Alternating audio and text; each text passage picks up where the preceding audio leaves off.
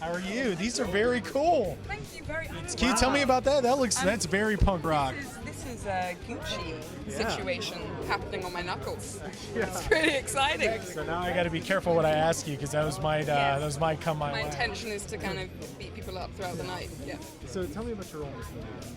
I play Amber, who at first is somewhat of an enigma, and as the plot thickens, we begin to understand more about her intentions and her sort of moral compass with what the circumstances throw at the character.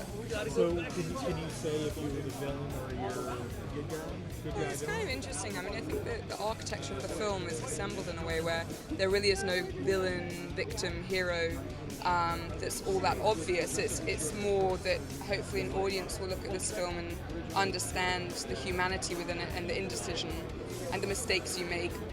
So I don't know if it's necessarily pure in its kind of archetypes in that way, but you certainly see her in a different light than how she's perceived by the rest of the ensemble. Kind of what drew you to the script? Because it's kind of a horror thriller type movie, and I know you from the Awkward Moments, so it's like I see you as a love interest there. But what drew you kind of to this film? Well, it's interesting how when a role comes your way like this, it's such a huge opportunity, and you don't become an actor to be a love interest. Yeah.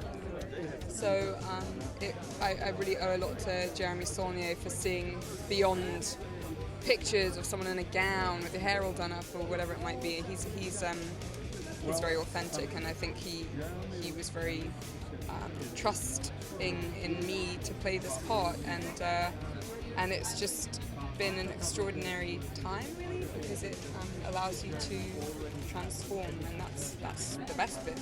It's not about putting on a certain dress. I say about dress like an oyster, but it's not really about that as a kind of simplistic formula. You want to be able to have these opportunities. Yeah. What was it like working with that?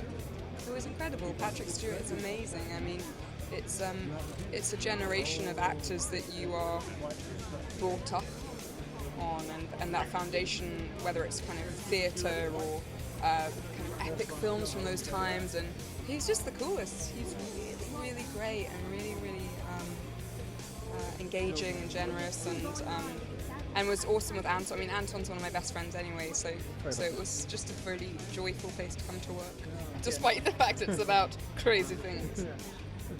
So, last question I talked to Patrick about Cockney rhyme and slang. Interesting. Are you familiar with it? Yeah, I'm familiar. I mean, I grew up in London. I grew up in Chiswick, a certain part of Chiswick.